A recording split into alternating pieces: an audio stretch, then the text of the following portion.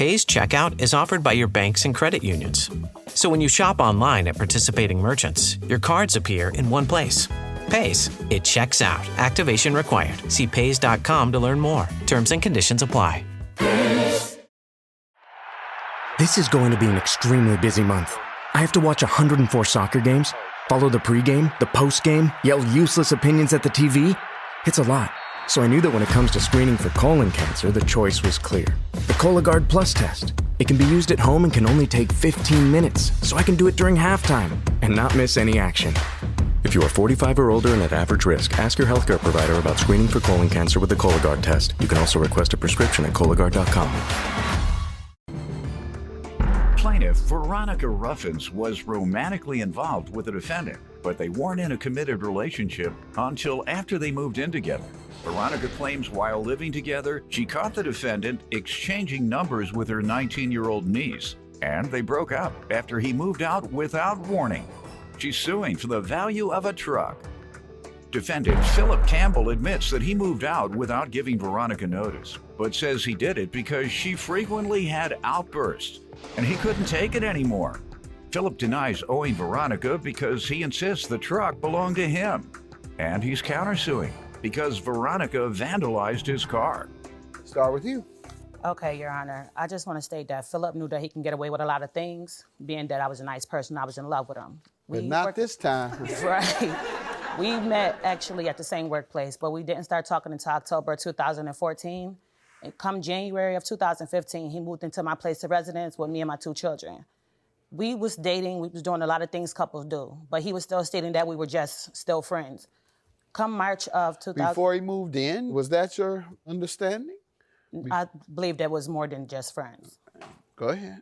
In March of 2015, we were just sitting around drinking, and out of nowhere, he just looked at me and said, well, we're together now, are you happy? It wasn't sincere, but I took it because he finally realized and understood what I was trying to get from him. And later on in 2015, we was at a family gathering. It brought to my attention that he was exchanging numbers with my 19-year-old niece. When I brought it to his attention, he stated that he didn't know it was my niece. That's not the case. That's not the problem. If it was my niece or not, you still shouldn't have been doing something like that. I forgave him for it. Later on down the line, I did go through his phone, and I seen another text message to another lady. Oh, you smell so good. Oh, when can I see you? Another lady. Oh, I didn't know that he had a girlfriend, so on and so forth. I brought it to his attention. He was just giving me weak excuses for everything that he said. I let it go. Come August of 2016, he just up and left. No notice, no nothing. He just left like a thief in the night. Didn't say anything, just took everything out the house. What do you think that was about? I have no idea. I still don't know to this day why he left. I don't got no type of closure, no nothing on why he left. Do you still want to state why that you left? What I do that bad that made you just want to up and leave after everything? Don't look at me. Oh, you can answer speak her to question? her. Yes. I left because of your attitude. You had a bad attitude. And we talked about this. You have outbursts and just do stuff periodically. That last night I left at your brother's house, when you did the last outburst, just for me not riding with you to take your relatives home, and I asked you to just take me home so it'd be more room in the car, that was the last straw with you. That's when I put all my stuff, not everything in the house, I put my stuff in garbage bags, set it on the side of the house, and I waited till she got back, and I said, I'm about to go make a run. I put my stuff in there and left. Like and a then thief. Text her. I'm about to go make a run. I'm going to the store, baby. Your Honor, I had to do it like that. No, I appreciate you doing it as you did, and I believe your story. Now, I know you might want to say you weren't having attitude and outbursts, and particularly that last incident. Do you want to address it or not? Because he's convinced me that he should have left if things were happening as he says, which means that you all perhaps had become violent with each other. You want to address that or not? We weren't becoming violent with each other. Were you having outbursts? No, I don't. That I was particular having incident, outbursts. did that happen? I don't believe that I had an outburst, Your Honor. All right. What are you suing him for today? Tell me about the car you're suing for. In June of 2015, I have evidence stating that the 2001 Grand Jeep Cherokee was in my name insured. I had this Jeep before I even met the defendant. He encouraged me to, well, he convinced me actually to put the car in his name to get cheaper insurance. I agreed with him. I went with him. But at the same time, he still knew that the vehicle was my vehicle that I had, that I purchased myself personally. I went with him. We did the insurance. He got the insurance cheaper. Okay, that was fine. Come September of 2015, he called me stating he fell asleep at the wheel. And I have a police report right here actually stating that he fell asleep at the wheel and he crashed the truck up. You drove him in drinking. So what happened? I drive school buses. We get up at 5 in the morning. I go to sleep late. That's every day I do that. Just that night, I stayed out a little bit longer with my friends. Somebody took me back to the truck. On the way driving home, I turned the heat up on the expressway and I fell asleep on the expressway. When I got close to the edge of the expressway, when it made the brrr noise, I woke up and I turned the wheel and I flipped the truck. I got out the truck, sat on the rail, like, how did I just do this? Waited till the police got there. I said, I don't have to go to the hospital. I could just walk home or just take me home. He said, you got to go to the hospital. I went to the hospital. He ain't write it up. He would have gave me DWI or something if I was drunk or something like that. I fell asleep. It was an honest mistake. Okay. So you're suing him about it. Why? It was yours. He agreed to repay you for it, obviously? Yes, he did. He agreed to buy another vehicle, which he did in November. He bought a Buick, but it was my truck that I had that I always wanted. I always wanted this truck, and I finally was able to get it, and then you totaled it. You didn't... Okay, but he gave you a replacement vehicle. But he put it in his name. All right. And insurance, and I use it. He has it. When he left like a thief in the night, he took that vehicle. With him? And I have nothing at all completely. All right. Sir? Your Honor, that night, it was in my name, like I said. I still got the police report. Who owned it, sir? I did. You paid for it? No, she paid for it. It was hers at first. How did it go from hers at first to yours? Just like we said, like she said, to make the bills cheaper in the house, we agreed to put the insurance under my name. She was paying $198 just for liability on the truck. You think because the insurance was put in your name, you owned it? No. She gave me the vehicle, Your Honor. Why? She was supposed to buy another one at tax time. Because your good looks? No, sir. Why? She was supposed to buy another one at tax time. And did she? We went through some hardships. Did she buy it? No, she did not. Oh, she became carless. Right. So she's going, you so fancy, something so special about you, she gives you her only car. Your Honor. And she goes carless. Your Honor, I had my own vehicle at the time. Yeah. I had a couple cars on that policy. That's my point. You had 3, you just said. Okay, you had your own and you had a couple others. She just wanted to make sure it was an even number. So she gave you a 4th. In 2016, he just up and left. No notice, no nothing. He just left like a thief in the night. Didn't say anything, just took everything out the house. What do you think that was about? I have no idea. I still don't know to this day why he left. Plaintiff Veronica Ruffins is suing her ex-boyfriend, who claims after they broke up, Veronica vandalized his car. What's your counterclaim for, sir? After the breakup, a couple days later, I say August 6th, her friend pull up and block my car off while I'm at a stop sign. She get out the car, I back the car up a little bit, and I get out and talk to the friend. A couple minutes later, she pull up in her nephew's car. She gets out and stabs the back passenger side of my tire. I just drove her. She got back in the car, pulled off. I drove the car around to my mother's house and put it in the garage. That next morning, I go to Fox Tire. I buy another tire. I didn't call her. I didn't say nothing about it. Didn't call the police. A couple hours later, my phone gets cut off. My service gets deactivated. When I make a call, the phone was in my name. She knew the PIN. She was the only one that knew the PIN. We went to go get the phones together. That's the same PINs I use for lottery and couple of numbers. A couple days after that, I go to get my check from work. The dispatcher at my job that gives us checks say your landlord been calling you. Said that's her landlord. I wasn't on a lease agreement or nothing. Just kept calling, asking about where the money is at. She called girls, asking why is his number in your phone. Now they having an argument. I had to change up some things just to try to stay away.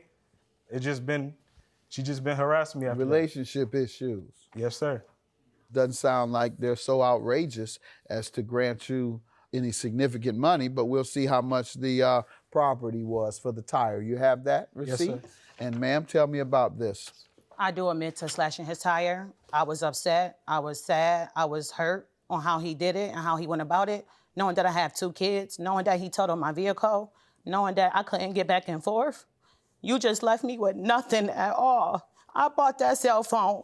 He was there when I bought that cell phone. I got proof right here stating that I paid that bill. I bought that cell phone. Yes, I got it cut off because you just left me with nothing. Me and my 2 kids with just nothing. Let's make sure it was yours. Let's make sure it was in your name. No, it wasn't. I just got 2 bank statements that it was paid in my with my bank card and that I made the payments on it. Okay. Sorry. This one too, when I made the payment for the phone bill. And sir, yeah, okay, you were getting away that night to avoid an outburst and you were tired of the outbursts, but she was owed an explanation at some point. You could have, at some point later, tell her what you told her today, sir. I texted her the same night, right after I left. And told her all that? Told her the relationship ain't going right. I'm tired of you stressing me out. You keep having outbursts. It's been a couple incidents. You did tell her just like you've told me today? Yes, sir. I did it through text. I couldn't talk to her on the phone. That's why I had to move the stuff out like I did. I couldn't do it. She would have been turned into physical. It did get physical. So I think you did right then. And I'm looking at the phone bill. So why couldn't you get it turned back on? Because she had changed the PIN.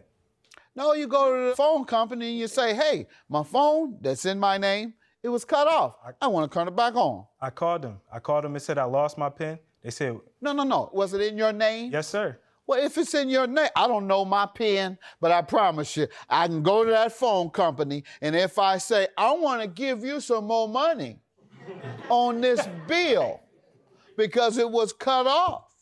No, not unless you got your PIN number. Exactly. We don't take your money. That's exactly what they did. All right, I don't believe you. Now, see, I was believing everything you said up until the end. Now you done messed up. All right, I'll grant you your judgment for $2,130. I do not believe that you gave him a car, and with regard to the tire, you've admitted to doing that, so I'll grant you, sir, the $88. I do not believe that the phone company told you that they won't even accept your money because you don't have the PIN number. I believe it was in her name, as she says, and when you have something in your name, you can cut it off when you want to.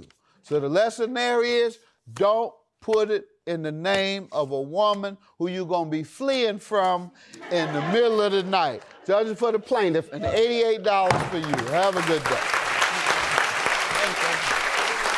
I just want to say I'm glad that it's done. We can move on with our life, and it's just lesson learned. We just moving on from here.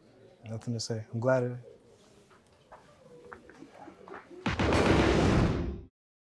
On July 16th, The Hawk lands on Netflix. From the mind of Will Ferrell. Oh, mama, I'm back!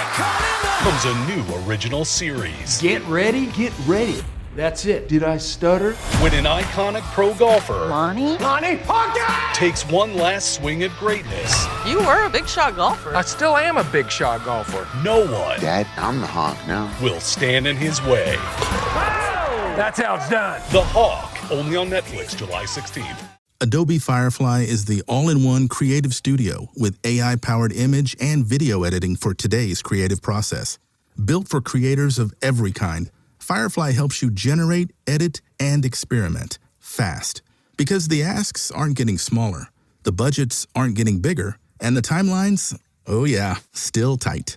With all the best creative AI models in one place, Firefly brings your ideas to life. Unlock a better way to make with Adobe Firefly. Plaintiff Brittany DeRocco says she and the defendant had mutual friends, and they often partied together. But she had no idea the defendant was a severe drug addict.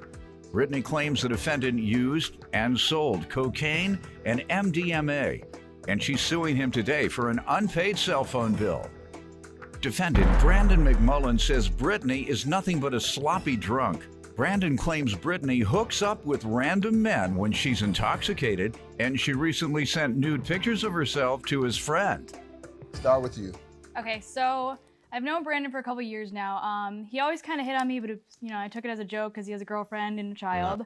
Yeah. I really didn't, I partied with him. I knew him because we went out to concerts and, we had mutual friends. I didn't know he had as bad of a drug addiction as he did until later on throughout the phone plan, coke and MDMA. So I didn't know this until later on, or I would have never ever put him on my line. How'd you find out? Actually later on when I asked him, I threatened to turn the phones off, and he told me the only way he made his money was by selling drugs. So if I turned the phones off, he couldn't pay me because he didn't have any income. Was that where your friendship ended, or it ended based on this phone issue? The big problem was the fact that I added him on the line because he had some, family struggles and he couldn't get a phone by himself, and he was a good friend and I trusted him. He just stopped paying. What type of drug dealer can't get a phone? I don't know. No, that's more like a dope fiend. He couldn't. Dealer, but you may be making false accusations against this young man. I knew him because we went out to concerts and, we had mutual friends. I didn't know he had as bad of a drug addiction as he did until later on throughout the phone plan, coke and MDMA. Defendant Brandon McMullen is being sued by his former friend, who claims Brandon is severely addicted to cocaine and MDMA. You want to give me some background? We were friends. We did meet through mutual friends. We like to go concerts and parties and whatnot. She is sloppy when she goes out and gets drunk. She likes to hook up random guys. She was just sending my buddy nudes the other day. She did ruin his clothes when he found out she cheated on him. That's not true. You're a drug dealer or a drug addict? No. Neither of the two? No, Your Honor. All right. You want him to talk? Maybe he can verify what you're saying, since he's denying it. You want to come up? State your name. My name's David Morris. All right. Is what she say true about him? Yeah, absolutely. All right. Tell me how he owes for the bill. What happened here? At one point, caused you to have to get a drug dealer a phone. At one point, he went into the Apple store or the Verizon store. He broke his iPhone. So he told me he was getting a new phone. He ended up somehow also getting an iPad. So he got a new phone and an iPad added onto my line, which is why I was going to cancel the plan because, first of all, he did it without my consent. And then I had another 2-year line, and he stopped paying the bill completely. How do they allow you to do that?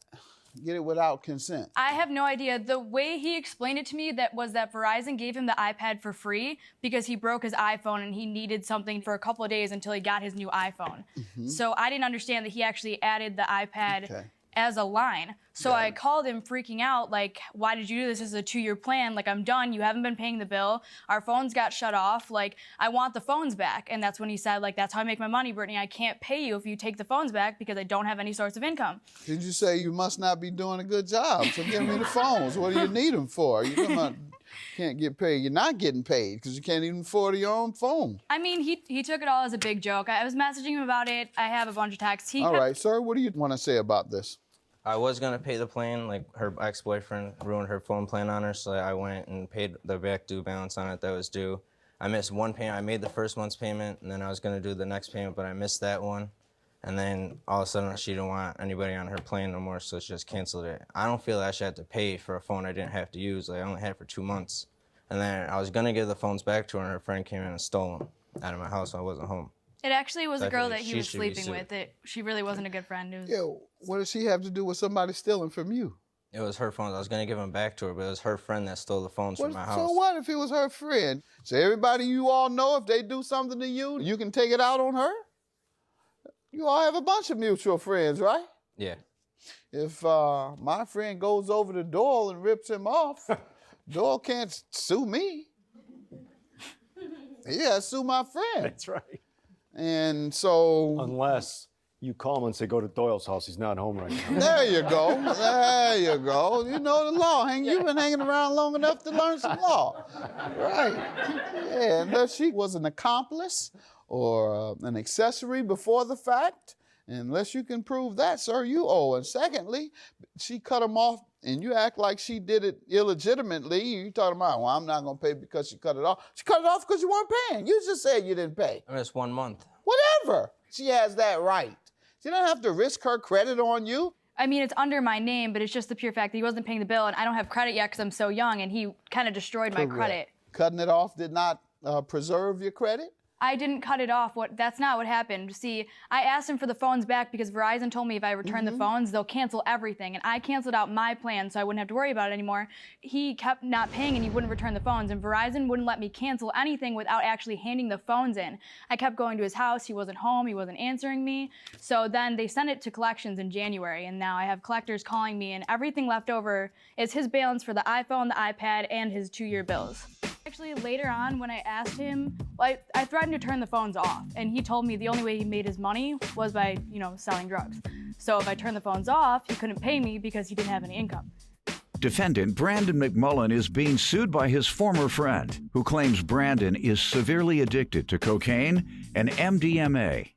And his response is, He doesn't know you, it's your fault. And that he shouldn't have to pay the bill because it was shut down for not paying the bill. Your logic is flawed. What do you do for a living? I do roofing. How often do you do roofing? Like twice a week, 3 times a week. You need to step it up. Roofing pays pretty well. You stay by yourself? What do you do with your money? Yeah, I got my own apartment. All right, you're coming across like a drug addict. Does he have an apartment of his own or not? I haven't spoke with him. I have no idea. You do know. No, I honestly don't. Now you're trying to protect him. Have a good day. Judge and for the plaintiff. Take your money back. I don't really have a problem now that it's settled, I guess, but just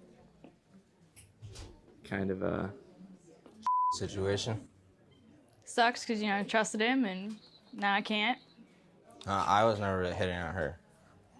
She did ask me to come over a couple times, but that was through Snapchat, so there's no real proof of it, so it's irrelevant. Oh, he hit on me all the time, and my sister and all of our friends, and he was hooking up with the girl who stole the phone. I mean, it was just a big thing that he had a girlfriend and a baby and was just hitting on any girl that came around. Vacation rental hosts can make or break a vacation. Luckily, Vrbo makes it easy to find the ones who make it stress-free. Vrbo's Premier Hosts badge highlights vacation rental hosts with top-tier listings. The ones with excellent guest experience reviews, 0 cancellations, and strong ratings across the board. For trip planners who want to be hosted, not ghosted, choose Premier Hosts. Book today on the Vrbo app. If you know, you Vrbo. Want to elevate your travel experience? Here's how. With a Delta SkyMiles Reserve American Express card, you can relax before your flight in the Delta Sky Club with up to 15 visits per medallion year. And now through July 15th, 2026, you can earn up to 125,000 bonus miles, so you're closer to your next adventure. The Delta SkyMiles Reserve card. Check out the new design at www.delta.com/Spotify. Minimum spending requirements and terms apply. Plaintiff Deanna Omar says the defendant is her granddaughter, and she's extremely talented. But Deanna claims she has no ambition. Deanna says the defendant is 27 years old and can't hold down a job. And she's in an abusive relationship with her witness. Deanna's suing because she claims the defendant wrecked her car. Defendant Tara Chapin says her grandmother is one of the strongest women she knows.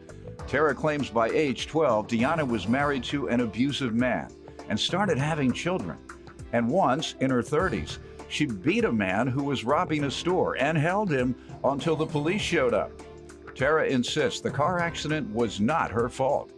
Ma'am, you're suing your granddaughter for $2,500 for the cost of a car? Yes, sir, I am. All right, start with you. Sir, Tara is one of the most beautiful little girls. She is very talented. In what way?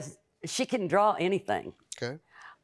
She can fix hair. She's never been taught to do it, but she can cut your hair, style your hair, do anything you want. Makeup, outrageous. It's beautiful. All right. But she has no ambition for herself. Why do you say that? Because, Judge, she's 27. She's never held a job that I know of for very long. Does she do all these things independently that you referred to? Perhaps doing hair in particular? She does it for free. Oh, she does it for free? Okay. She's held a few jobs, but not for very long. Right. And what I want is my girl to find out that she's worth more than what she does. She depends on everybody to take care of her. And when I say everybody, I mean the man. Who does she live with? She lives with her boyfriend, Joe Reed. All right. And who takes care of her? He does?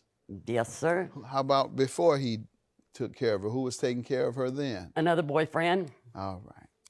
And you're not in favor of that because if they leave, she doesn't have any way to survive on her own? No one. To the next man? No, sir, she doesn't. Okay. Let me hear from you. I just want to say I love my grandma very much. Mm-hmm. She's very hardworking. She started working at 11 years old. I'm sure that's why she feels like I'm not doing what I need to be doing. She was married by the age of 12, started having kids at that age of 12. She was with a very abusive man. What do you do, by the way? I stay at home with my 3 children. I have 2 children of my own, and he has a son whose mother passed away of an overdose 3 years ago. How old are your children? I have a 1-year-old, a 2-year-old, and a 10-year-old. Okay. I have tried to get a job. When we were struggling, I tried to get a job, but he had asked me to stay at home to be with the children because he didn't trust daycare systems to take care of the children the way that he thinks that they need to be taken care of. You still struggle? We're doing okay right now. He's working, and some times are harder than others. Okay. So tell me more about your background. You were telling me about your grandma. Yes, sir. She's an amazing woman. She's very strong. One story I know about her, she was actually probably in her 30s, and she was going to a gas station, and a man was robbing the store, and when he came out the door, he knocked her to the ground. So she got in the car, chased him down, and beat him with a stick till the cops got there. She was in the newspaper for weeks, for about 2 weeks. She's only 5 foot nothing, 100 and nothing pounds. She's a feisty one. Plaintiff Deanna Omar says the defendant is her granddaughter, and Deanna claims she's in an abusive relationship with her witness. And so you've heard what she says, ma'am. She says she has preferred to be a homemaker, but at some point she looked for a job, but the father of her children, she says, doesn't want her to work. Judge Mathis, in September, Tara Nicole called me. Mm-hmm. It was very early in the morning, and she says, Joe's hurting me. My daughter lives with me. So I went in and woke my daughter up, and I told her what she said. And I said, go get them. Tara lived with me from September, October, November, until she wrecked my car. Mm-hmm. At that time, she went back to Joe. And that time, she told me, I'll get a job, Grandma, and I'll help you. But then, in December, she wrecked the car. Tell me how that happened. Tell me what happened. I got up, it was December 7th. She was still living with you? Yes, sir, she was. Mm-hmm.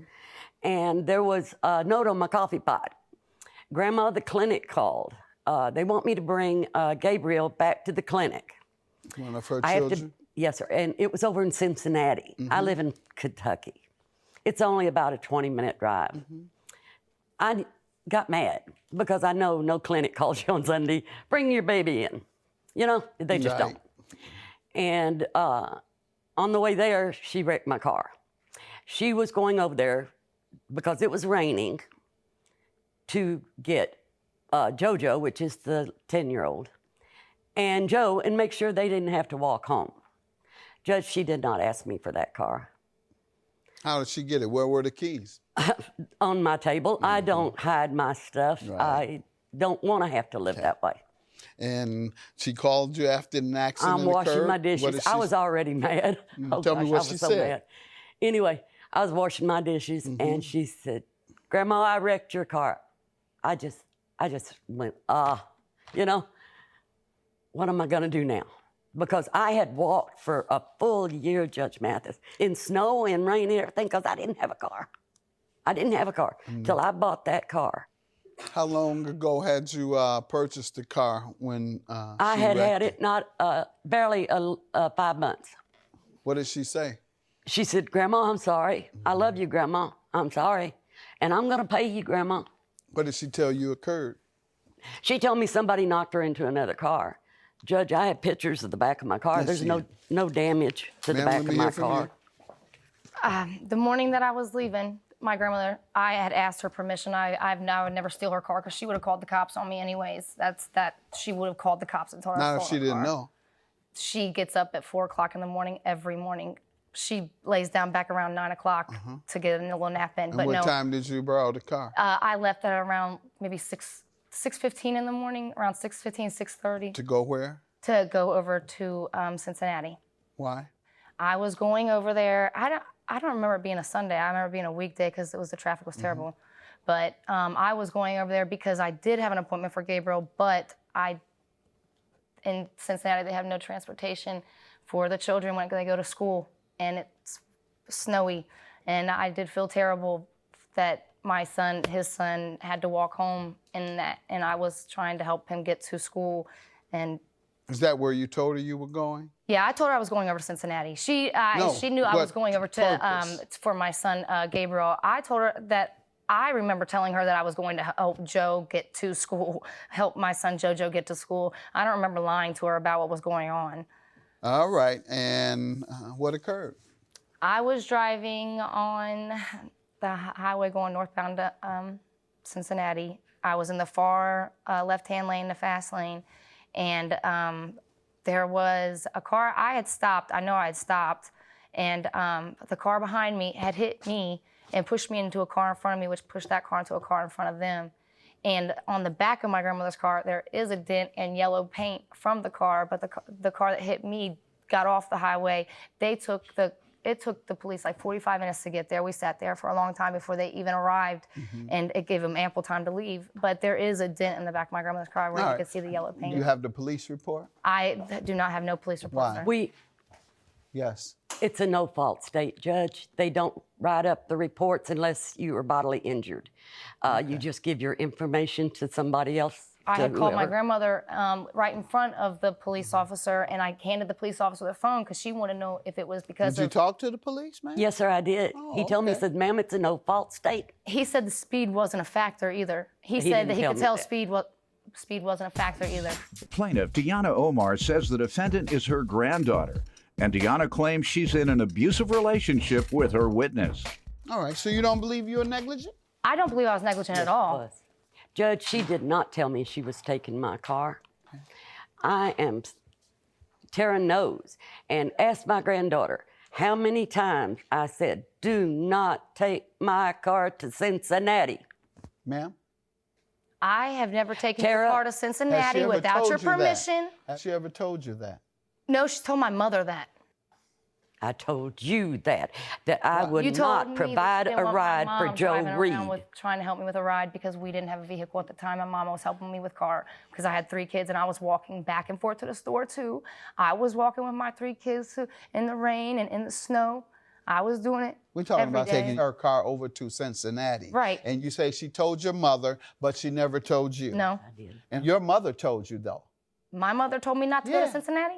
Yeah, that your grandmother said, don't take her car to Cincinnati. No, she well, told my mother. How do you know she told your mother that? Because I was living there at the time. So you knew.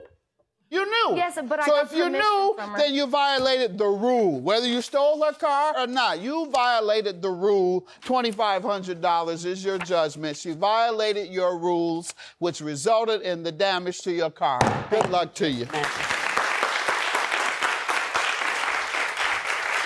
I love her, and she knows it. I always will. I just want my granddaughter to know that she can do anything. Look at her. She's beautiful. And you have to work. You have to work. She's just so gorgeous. And I love my baby. Plaintiff Brian Nix says he's a retired professional boxer who's been in the ring with a lot of big-name boxers, and he even defeated Tim Witherspoon. Brian is suing his uncle today because he fell on hard times and needed a loan. But instead of repaying Brian, he bought an expensive high-end car. Defendant Chris Pinckney says growing up, he and Brian were more like brothers, and Chris was on his way to a successful football career until he turned to the streets and started selling drugs. Chris admits that he borrowed money from Brian, but insists there was no repayment deadline. All right, and sir, you're suing your uncle for $3,000 for a loan and emotional distress? Yes, sir. Start with you. I'm a retired professional boxer. I've been in the ring, aspired the likes of heavyweight championship fighters like Tim Witherspoon. You fought Tim Witherspoon? Yes, sir. Or you sparred with Tim Witherspoon? Well, I fought Tim Witherspoon. All right, good. Yes. How many rounds did you go? Oh, we went the distance. I won. I went the distance. You didn't beat no Tim Witherspoon. You didn't beat, look him up. You have your phone, Google him.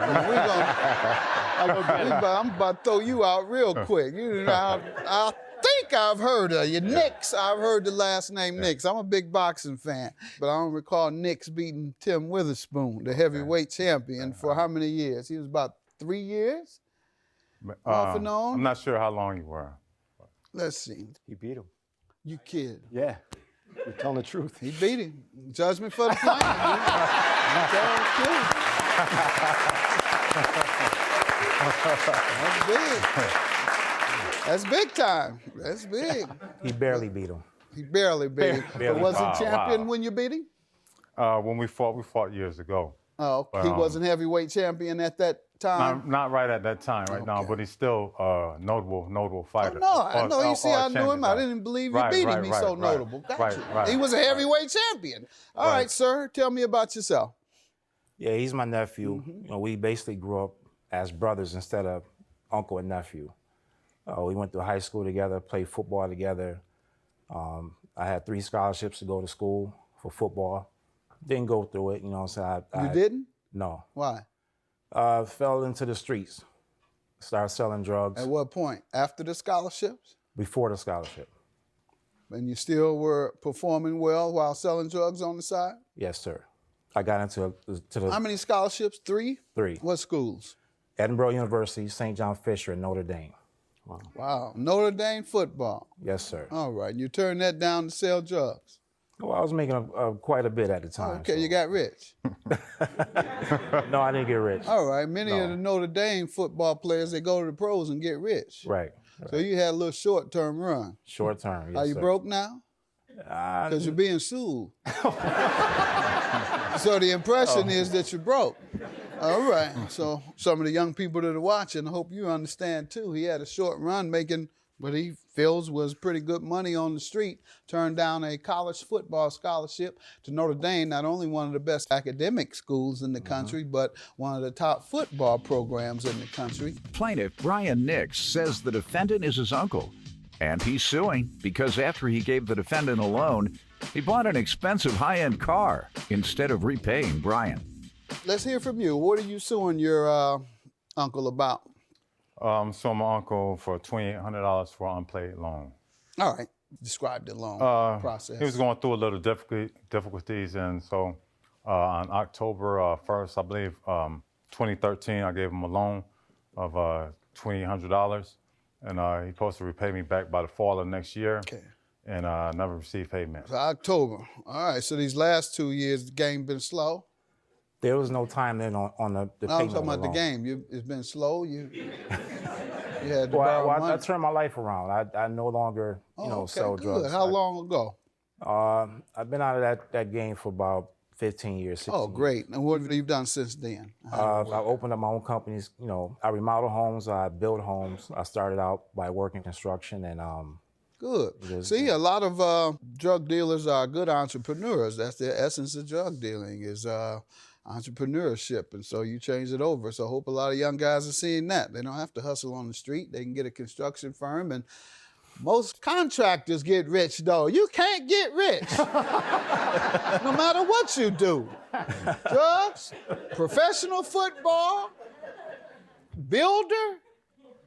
Go ahead. Tell me, you loaned him money in October of 13, $2,800. Yes. When was he supposed to repay it? Well, we had agreement that he pay it back about maybe 6 months later. But then as he just said, one of his businesses that he was investing in, I guess something went wrong with it. So I believe I gave him official enough time to start paying me back something. And I never received anything back. Sir? Well, why did you borrow it? I'll get your side of why you borrowed it in the first place. Well, I borrowed it to invest in tools and things like that. I had a big job coming up. But the reason why I couldn't pay him back, because my mom passed, which is his grandmother, and 2 months later, my house burned down. Okay. So I really, right now, I couldn't recover. Now, how did the passing of your mother affect your payment? You had to bear it? You had to pay the burial expense? Some of it, yes. All right. And your house burned down. Obviously, it wasn't insured. Yeah, it wasn't insured. I was working on my house, and wasn't no insurance company offered me insurance because it was like they said it had to be over. Now, were you telling him these things when he asked for his money? Yes, I did. What did he say? He didn't care about it. He just basically blew me off. So did he tell you his house burned down without insurance? Well, I knew his house burnt down, and I knew that he didn't have insurance on it. But it didn't stop him from buying an $80,000, $90,000 BMW. Sir, did you buy a $90,000 BMW recently, since you owed him money? Yeah. When was that? When was that? Last year, June, for my birthday. Okay, June.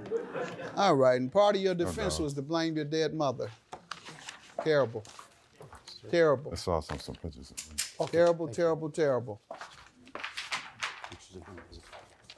I know drug dealers give all types of defenses, but that's pretty unique. Judgment for the plaintiff. $3,000. Have a good day. Oh, I was gonna say, we still family. I guess he don't want to say, but we still family. At the end of the day, only thing I just wanted was my payment of my loan. And at the end of the day, we family. We're gonna be family. We're gonna blow over this because family have squabbles and stuff. And at the end of the day, we're gonna get over it. So I'm over it. So. All I have to say is it shouldn't have to come down to this. You know what I'm saying? All I was asking for more time, you know, to repay the loan back. That's all. Yes, I understand but that. You know, I still love him. That's my nephew. I understand that, but 3 years been long enough, so. But it's all cool, though.